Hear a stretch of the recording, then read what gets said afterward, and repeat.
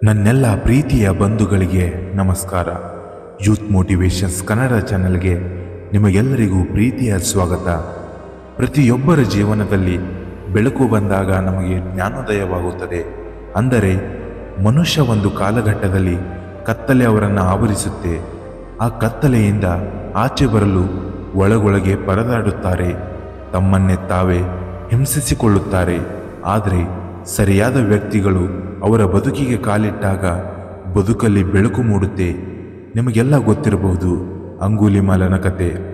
ಆತನ ಸಹಪಾಠಿಗಳು ಮಾಡಿದ ಮೋಸದಿಂದ ಮನುಷ್ಯನಾಗಿದ್ದ ವ್ಯಕ್ತಿ ಅಂಧಕಾರವನ್ನು ತುಂಬಿಕೊಂಡು ನರರಾಕ್ಷಸನಾಗಿ ಪರಿವರ್ತನೆ ಆಗಿದ್ದ.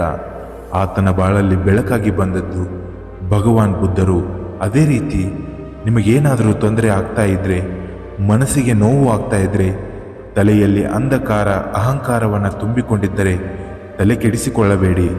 ನಿಮ್ಮ ಜೀವನದಲ್ಲಿಯೂ ಒಂದಲ್ಲ ಒಂದು ದಿನ ಬೆಳಕು ಬಂದೇ ಬರುತ್ತೆ.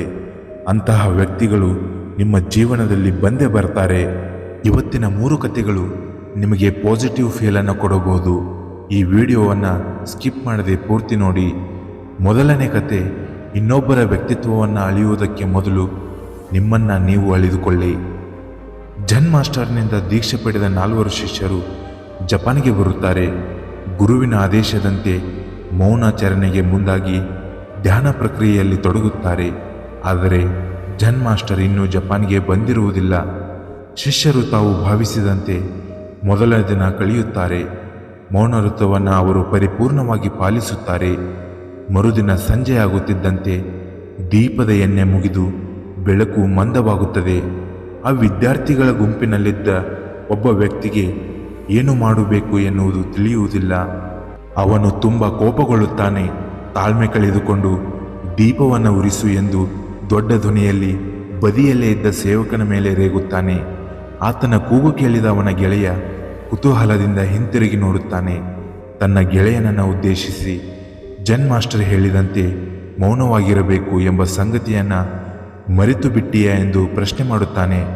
ಅದೇ ಹೊತ್ತಿಗೆ ಗುಂಪಿನಲ್ಲಿದ್ದ ಮತ್ತೊಬ್ಬ, ನೀವೆಲ್ಲರೂ ಮೂರ್ಖರು, ಪರಸ್ಪರ ಮಾತನಾಡಿಕೊಂಡು ಸುಮ್ಮನೆ ಗದ್ದಲ ಮಾಡಿಕೊಳ್ಳುತ್ತೀರಿ, ವ್ರತ ಯಾಕೆ ಮಾತನಾಡುತ್ತೀರಿ, ಸುಮ್ಮನಿರಲು ಆಗುವುದಿಲ್ಲವೇ ಎಂದು ಗೊಣಗುತ್ತಾನೆ.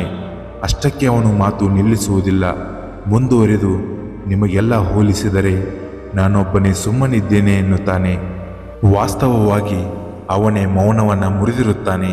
ಈ ಕತೆ ಏನು ತಿಳಿಸುತ್ತದೆ ಅಂದರೆ, ಬೇರೆಯವರಿಗೆ ನೀತಿಯನ್ನು ಹೇಳುವ ನಾವುಗಳು ನಾವು ಎಷ್ಟು ಪರಿಪೂರ್ಣವಾಗಿ ಪಾಲಿಸಿದ್ದೇವೆ ಅನ್ನೋದು ನಮಗೆ ಗೊತ್ತಿರುವುದಿಲ್ಲ. ಆದರೆ ಇನ್ನೊಬ್ಬರಿಗೆ ಬುದ್ಧಿವಾದ ಹೇಳುತ್ತೇವೆ. ಇನ್ನು 2ನೇ ಕತೆ ಏನೆಂದರೆ, ಕೋಪ, ದ್ವೇಷ, ಅಹಂಕಾರಕ್ಕಿಂತ ಪ್ರೀತಿ ದೊಡ್ಡದು. ಒಂದು ರಾತ್ರಿ ಒಬ್ಬ ಬಡಿಗನ ಅಂಗಡಿಯಲ್ಲಿ ಒಂದು ಹಾವು ಬಂತು. ಅದು ಕತ್ತಲೆಯಲ್ಲಿ ಹರಿದಾಡುತ್ತಿದ್ದಂತೆ ಗರಗಸದ ಹತ್ತಿರ ಸುಳಿಯಿತು. ಗರಗಸದ ಮೊನಚಾದ ಒಂದು ಹಲ್ಲಿಗೆ ಅದರ ಬಾಲ ತಾಗಿ ಸ್ವಲ್ಪ ಗಾಯವಾಯಿತು. ತಕ್ಷಣವೇ ಅದು ತಿರುಗಿ ಗರಗಸವನ್ನು ಕಡಿಯಲು ಪ್ರಯತ್ನ ಮಾಡಿತು.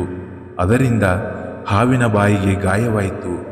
ಗಾಯದಿಂದ ವಿಚಲಿತವಾದ ಹಾವು ಕೋಪದಲ್ಲಿ ಏನು ನಡೆಯುತ್ತಿದೆ ಎಂದು ಸರಿಯಾಗಿ ತಿಳಿಯದೆ ಗರಗಸ ತನ್ನನ್ನು ಕಚ್ಚುತ್ತಿದೆ ಎಂದು ಭಾವಿಸಿತು. ಗರಗಸವನ್ನು ಉಸಿರುಗಟ್ಟಿಸಿ ಸಾಯಿಸುವ ಉದ್ದೇಶದಿಂದ ಅದು ಗರಗಸವನ್ನು ಸುತ್ತಿಕೊಳ್ಳಲು ಶುರು ಮಾಡುತ್ತದೆ. ಗಾಯ ಹೆಚ್ಚಾದಂತೆ ಗರಗಸವನ್ನು ಮತ್ತಷ್ಟು ಶಕ್ತಿ ಮೀರಿ ಬಿಗಿಯಾಗಿಸಿತು. ಆದರೆ ಮೈಯೆಲ್ಲ ಗಾಯವಾಗಿದ್ದು ಹಾವಿಗೆ ಹೊರತು ಗರಗಸಕ್ಕೇನೂ ಆಗಲಿಲ್ಲ. ಗಾಯದಿಂದ ಅತಿಯಾದ ರಕ್ತಸ್ರಾವವಾಗಿ ಹಾವು ಸತ್ತೇ ಹೋಯಿತು. ಹೀಗೆ ಒಮ್ಮೊಮ್ಮೆ ನಮಗೆ ತೊಂದರೆ ಮಾಡಿದವರನ್ನು ಶಿಕ್ಷಿಸುವ ಭರದಲ್ಲಿ ನಾವು ಕೋಪಗೊಳ್ಳುತ್ತೇವೆ.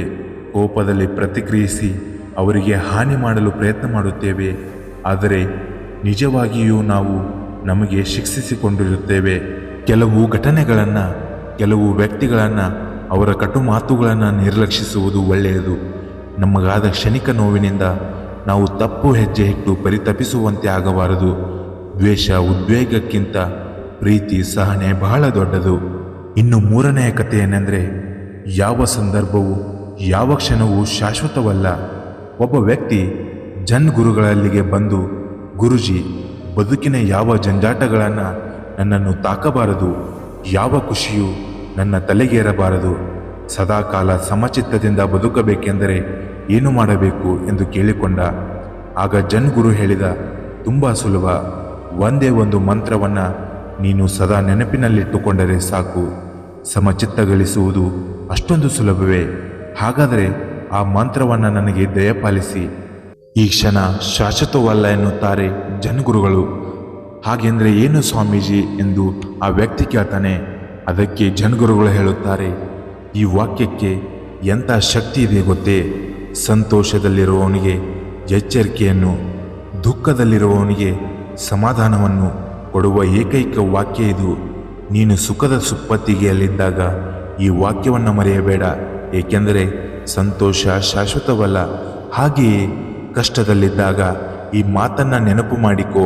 ಯಾಕೆ ಗೊತ್ತಾ? ನಿನ್ನ ಕಷ್ಟಗಳು ಕ್ಷಣಿಕವಾದವು, ಎಲ್ಲ ಸಮಸ್ಯೆಗೂ ಪರಿಹಾರವಿರುತ್ತದೆ. ಸಮಚಿತ್ತದ ಬದುಕಿಗೆ ಇದಕ್ಕಿಂತ ಬೇರೆ ಪಾಠ ಬೇಕೇ ನಿನಗೆ?